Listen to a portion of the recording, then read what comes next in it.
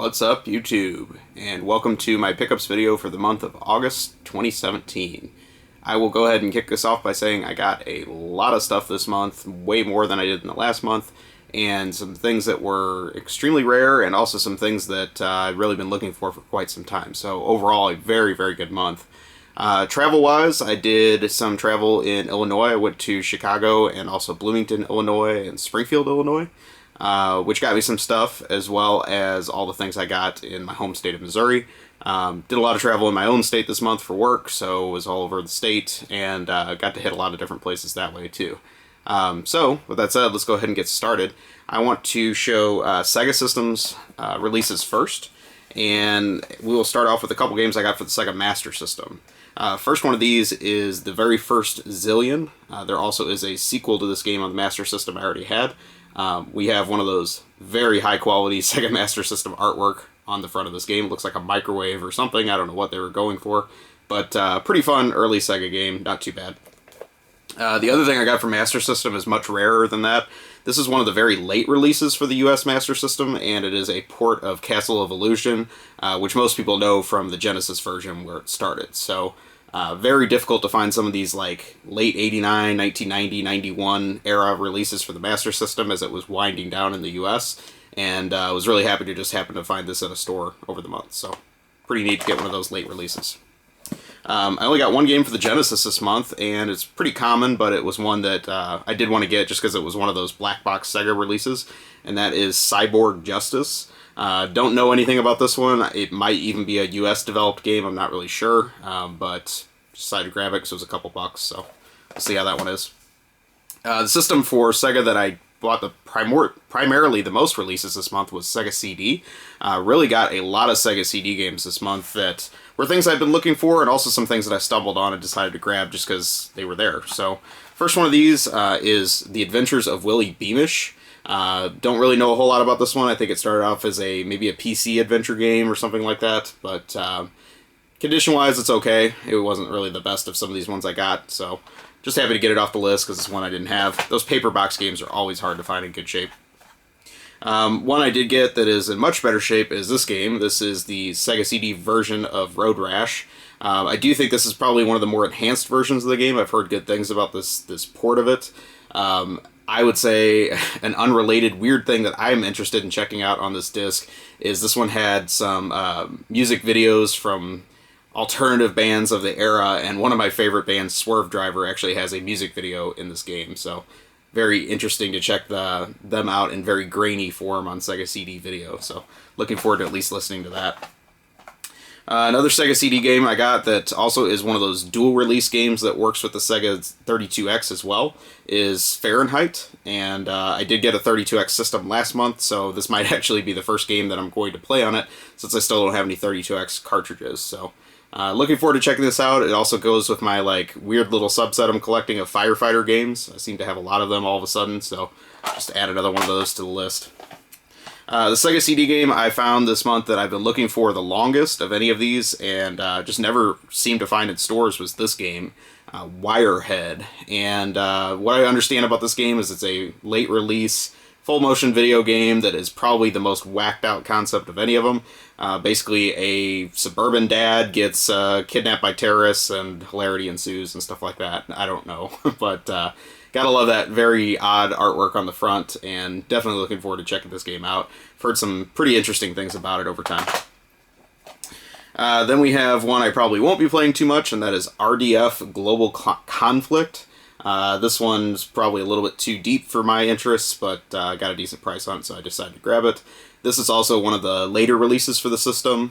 Pretty much any of those 1995 releases for Sega CD seem to be somewhat tough to get. I think a lot of people had lost interest in the system by then, so those are kind of interesting. The other one that I'm wanting to check out is this game, and that is The Terminator. This is a game that I hadn't really thought much of for all the other systems that it came out for, and there were a lot. But for some reason, the Sega CD game is very highly regarded, and it's pretty rare, so looking forward to checking out what the reasoning is behind that, and why this one might be worth checking out. Then we'll move into Sega Game Gear, and I had a really good month for Game Gear finds this month. It's not really a system I'm highly pursuing, but stumbled on some good stuff. First one of these is Marble Madness. Pretty common game to find on lots of systems. For some reason, I just don't see it on Sega Game Gear very often. And then the other one I got that was loose was this game, Micro Machines. This game also came out on a ton of different systems, but the Game Gear version, I never see this in stores. And it's one of these funky Codemasters cartridges, of which there were like 4, that have this really odd shape. They don't look anything like any of the other Sega Game Gear cartridges, so interesting to get one of those. Another thing I got very recently was 2 complete-in-the-box RPGs for the Sega Game Gear, and both of these I got at really good prices. I found these locally. This was Shining Force Sword of Hyja, I think is how you say that. I've had this game loose for years, but really nice to get a complete upgrade on that one. And the other one I got, which has even better artwork, is Defenders of Oasis, which is related to Legend of Oasis on the Saturn and Beyond Oasis on the Genesis. Really cool series, and very happy to get that one complete. It's in super nice condition, so very, very interesting to get complete RPGs for the Game Gear. You just don't see those too often. Then we'll move into PS1. I think last month I said I wasn't finding anything for PS1. Well, this month somehow I got rejuvenated and found all kinds of stuff for PS1. First game I'm going to show you is by far the thing I was most happy to get of anything I got this month. You guys know I'm chasing that jewel case variant of the big box set, and I'm down to 3 or 4 I think I need left. This one, it was one I found in a store, which was awesome because I've been tracking this game on eBay for over a year and have never seen one come up for sale except for one that had marker all over the manual. So I found a very nice condition jewel case variant of the original Ridge Racer, and I can tell you this one surprised me even more once I found it. This was a very strange release for many different ways. So came out, pretty late as far as I understand, but then there also was a much more common greatest hits version of this in a jewel case too, so I don't really know why this version even exists in a way. Then you notice some other things that just make it seem a little bit odd, like maybe there was some smaller distributor or something like that putting this out. The text on the spine, I don't know how well you can see that, is super generic. It doesn't really look like any font that you typically see on a PS1 game, and just really made it stand out once I grabbed it. And then the other thing that makes this release very cool is the disc has full color artwork that a lot of the Namco jewel case games did, but the big box version did not have that, so that makes this one totally stand out as a cool variant with that really highly decorated disc. So I know I'm nerding out heavily over this, but this was super exciting to find, and been looking for it for a really long time. So still inching away at trying to finish that set, but that one was a big one off my list. Another PS1 game I got that I used to see all the time, but I don't anymore, so I just decided to grab it. Don't know much about this one. Is Excalibur 2555 AD. I think it was just an early action-adventure game for the system. I don't know. We'll see how that one is. I got it very cheap, but again, it seems like one that's drying up a little bit. I also got the original Roll Cage, and this is the non-limited edition version of the game. I already had the limited edition with different front manual art. I don't seem to see the non-limited version as often, so I almost wonder if this might be rarer in the end. But this, again, was just a couple bucks, so I decided to grab it. I grabbed this game, Space Hulk. What's the subtitle on this one? Vengeance of the Blood Angels. This game is technically not a jewel case variant of a big box game. However, there are people that will argue that. There apparently was a mock-up big box art for this game, but I don't think it ever got actually released. So I decided to get it just because it's kind of a curiosity of my jewel case subset, but that one's not really that hard to find. Another game that seems to be drying up is this game, Monkey Hero. I have not had a chance to try this one yet, but I'm looking forward to it. And I don't know, it's just one that I used to see pretty often, but I really don't anymore. It doesn't even pop up online too often anymore, so might get that one before it spikes up in price. I also grabbed Akuji the Heartless. This is a game I've seen and passed on many, many times, but I got it really, really cheap this month, so decided to grab that. I think that was kind of one of those Eidos games that came out in the wake of Tomb Raider, but really didn't hit it very big. I also got Diablo for the first time, and I know this game is well known and loved, especially as a PC game, but this will actually be the first time I've ever played Diablo, so looking forward to checking this out. I know the PS1 version is somewhat difficult to find, so I was happy to get this one at a good price. Another one that I've passed on and seen a billion times is this game, Chrono Cross. I know this is not anything special, but just one of the PS1 RPGs I never ever bought, even back in the day. Played a lot of those Squaresoft ones, and for some reason passed on this one, so I always liked Chrono Trigger back in the day, and hopefully that one's pretty good. Speaking of Chrono Trigger, I also got the Final Fantasy Chronicles that has Chrono Trigger as well as Final Fantasy IV on it. Again, nothing super rare, but just got that one at a good price up in Chicago, so I decided to grab it. Same story really with this one, Worms World Party. This was the third Worms game that came out on the PS1, and it also came out on the Dreamcast, but decided to grab it. Another game I thought I'd grab, it's a sports game, but it was one that I don't think you see too often, is All-Star Baseball 97 with Frank Thomas. Those early Acclaim games for the PS1, I'm telling you, these are really hard to find overall. I don't know if this one's so much, so I'm kind of trying to go for a little subset of those also. I also was a huge Frank Thomas fan in the 90s, so I know that game's probably crap, but, you know, I'll go with it for Frank Thomas. Another thing I got was the Lost World Jurassic Park. This one, I don't know how well it shows up on the camera, but it's one of the few games on the PS1 that has that lenticular cover to it, so decided to grab it just because it's a little odd for that. And then the last thing I got for PS1 this month is a big box version of Street Fighter Alpha, the original.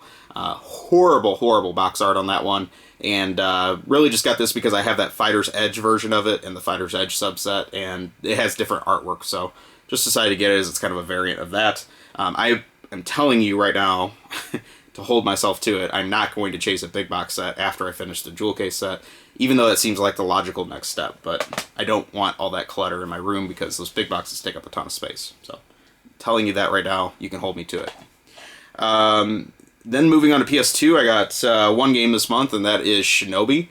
For some reason, I never bought this game. I always was a little bit curious about it. I know it has a little bit of a mixed bag of reviews, but I did somewhat like the sequel Nightshade, so decided to grab it, just because, again, it's a very cheap game.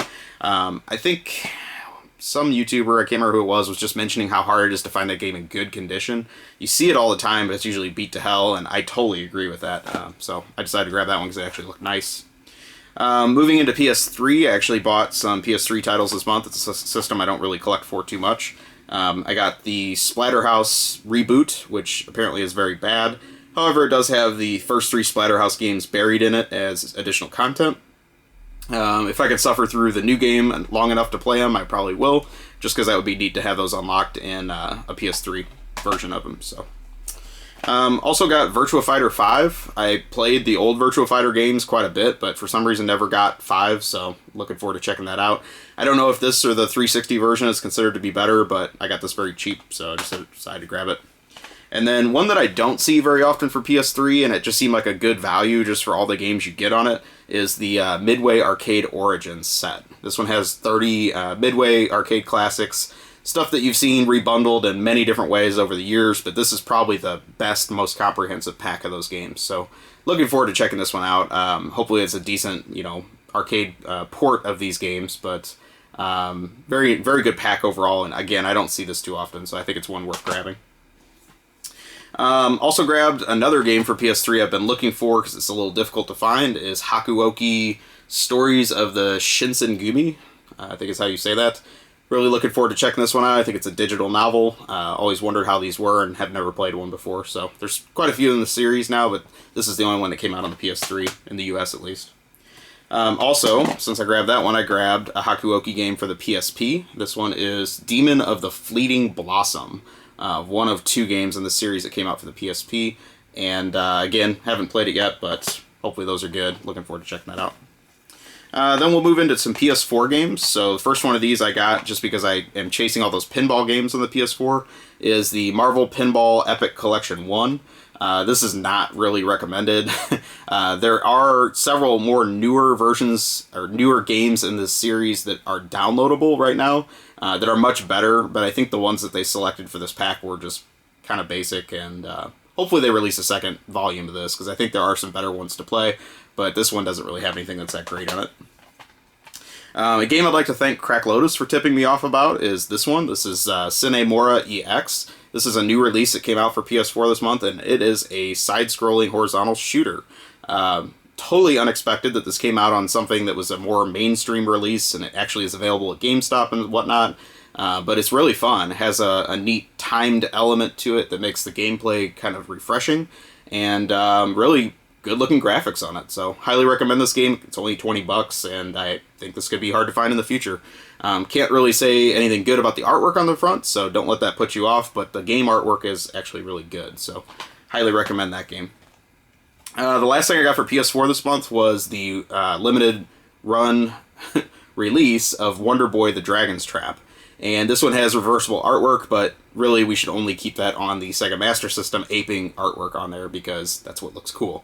I also give them bonus points because the manual even has the same, like, tone of print and fonts and everything that Master System manuals had. It's a really nice tribute to that. That being said, I haven't had a chance to try this out yet. I just haven't had time, so I'm looking forward to seeing how this is. I know it has those, like, the original graphics mode, which I probably will play it in, because the updated new graphics on this look a little bit cheesy in my opinion, but as long as the original stuff is in there, I think it's a pretty cool release. Seems like this one was one that went extra fast as far as those limited run games, and just happy to get it. You know, at least I was able to get in before they were gone. Then we'll move on to some Nintendo systems. So I got one game for the Super Nintendo this month. This was from McFly from YouTube, and he had a welcome return this month, and I saw this in one of his videos and decided to ask him if he'd sell it to me, and he was happy to. So thank you, McFly, for sending me Lost Vikings 2. This is a Super Nintendo game I've wanted for a while. Very, very late release for the system. I think it came out in '97. Don't quote me on that, but I think this was like one of the final year Super Nintendo releases. So you don't see it too often, and always wondered how it was. Looking forward to checking that out. Moving on to the Wii, I got Wacky Races Crash and Dash. I'm sure this game is crap, but I just thought it was weird that this franchise got a release on the Wii. And we all know the Wacky Races game on the NES is pretty tough to find, so maybe this one will hold true to that in the future. I think this game also came out on the DS, so it's not exclusive to the Wii, but definitely something you don't see every day for that system. The other thing I got for the Wii is a game that I've looked at and passed on a million times because the price on this one just never ever seems to drop. And finally I got an agreeable price on this. So that is the Kirby's Return to Dreamland. Haven't played this one yet either, but I've heard really good things, and typically like Kirby games, so hopefully this will be worth playing. Then we'll move into some Nintendo portable games. First one of these I got for the original Game Boy is Centipede. You're probably thinking, big deal, but this is actually a very, very rare release for the original Game Boy. This is ported by Accolade, and this was released in like '92. There is a arcade compilation that had Centipede and Millipede together on one cartridge that came out like 5 years after by Nintendo themselves. It's infinitely easier to find, but this very early release is definitely a difficult one to get if you're collecting Game Boy, so was very happy to find that in a store. Also got some complete in box Game Boy games, which is something I can't say too often. One of these is one of those arcade packs that Nintendo put out. This is the one that has Defender and Joust on it. Joust was one of my earliest games I ever played. One of my friends had it on Atari 2600, and I would play it at his house down the street. So I've got a nice little fondness for Joust, and kind of neat. This is one of those Super Game Boy enhanced games too, so I might check it out on that system.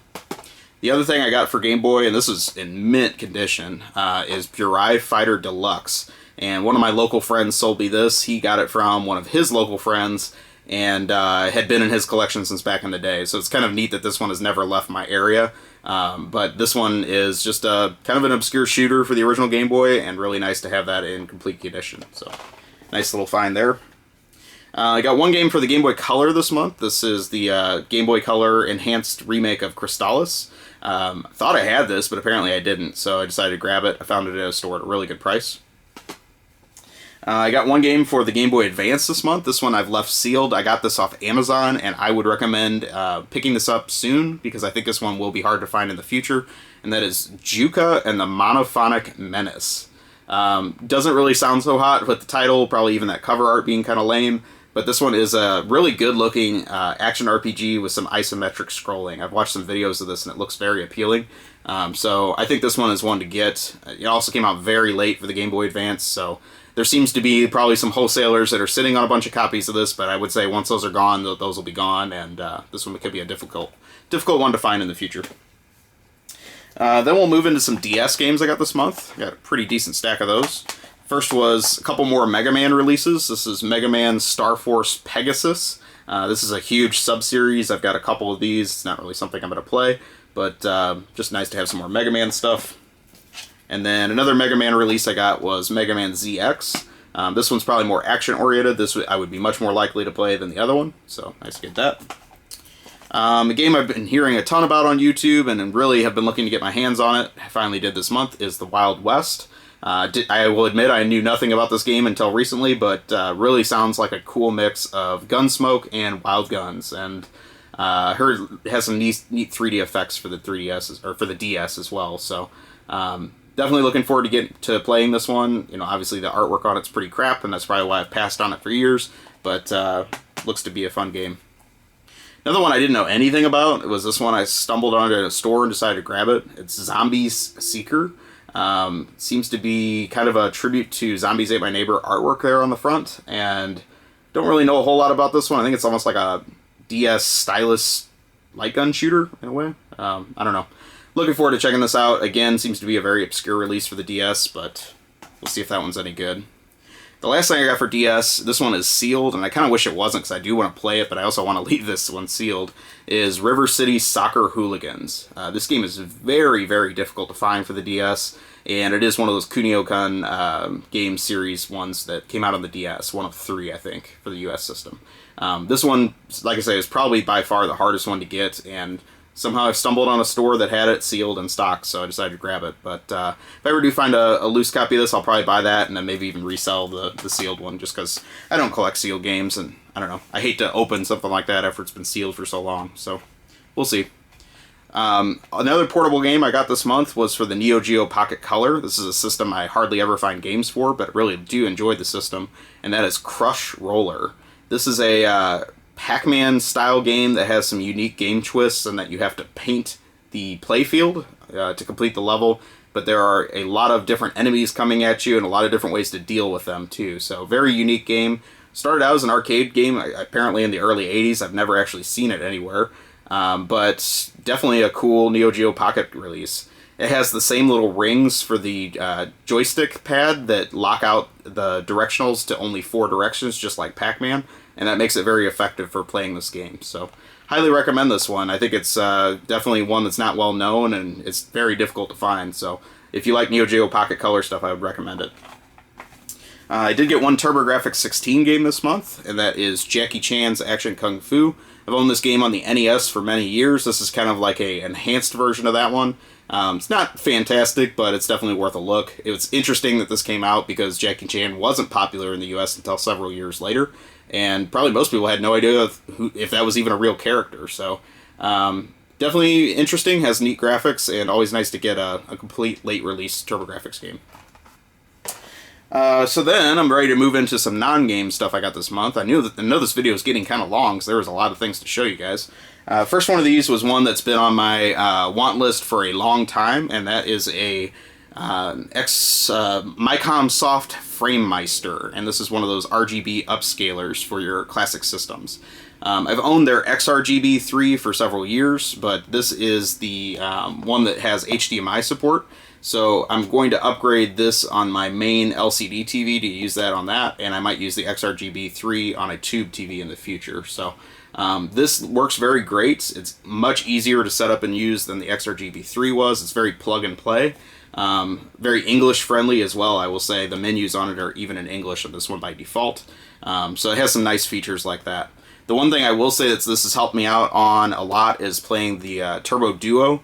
The XRGB 3 did not like the signal with that system, even though mine was RGB modded, and this one just picked it up right away and played it. So very cool to finally get one of these. They are expensive, and I used a lot of savings from selling games to pay for this, but very happy to finally get one of these in my collection. I plan to use it a lot. Then we'll move into some box games I got. These are really just upgrades of things I already had. First one of these is something I got at MoGameCon, which was here in my hometown of St. Louis. Seen a lot of videos for people that went to the con. It was a good time. I only got to go on the second day, so I didn't get to see probably at its peak, but very happy to find this. This was really my only big purchase at the con. The other stuff I got was just some little things.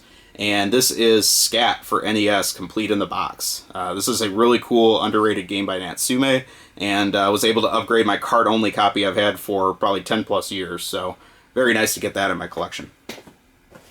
Some other complete NES games I got upgrades for this month was Destiny of an Emperor. This is a kind of an underrated Capcom game. It's not too bad. I got a box for the Uncanny X-Men, which definitely has cool artwork, although the game is complete trash, as we all know.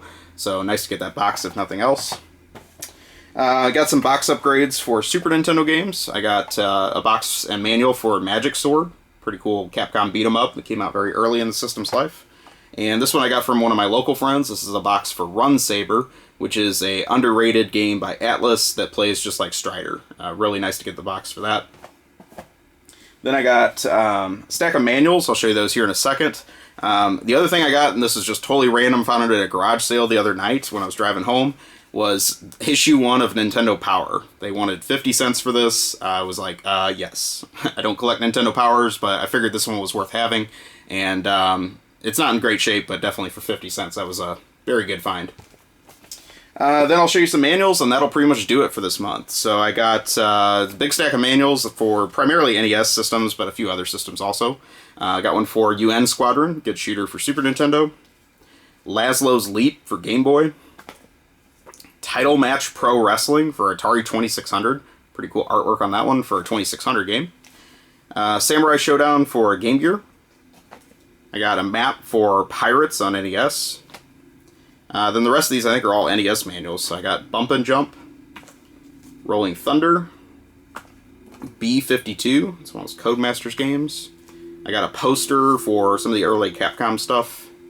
Top Gun, Russian Attack, Mach Rider, Gotcha, the licensed version of Gauntlet, Pictionary, Talking Super Jeopardy, Cybernoid, Sesame Street ABC, gotta have the manual for that one, a manual for Batman, and then finally the bestiary for Breath of Fire on Super Nintendo. So kind of a big random lot of manuals there, but stuff that'll help me complete off some of my games, so always happy to get those. Thank you for sticking with this video to the end. Again, I'm sure it was probably pretty long, but I had a lot of stuff to show. Please take a moment, like, comment, subscribe, let me know what you think, and I will talk to you soon. Have a great day or night, wherever you are.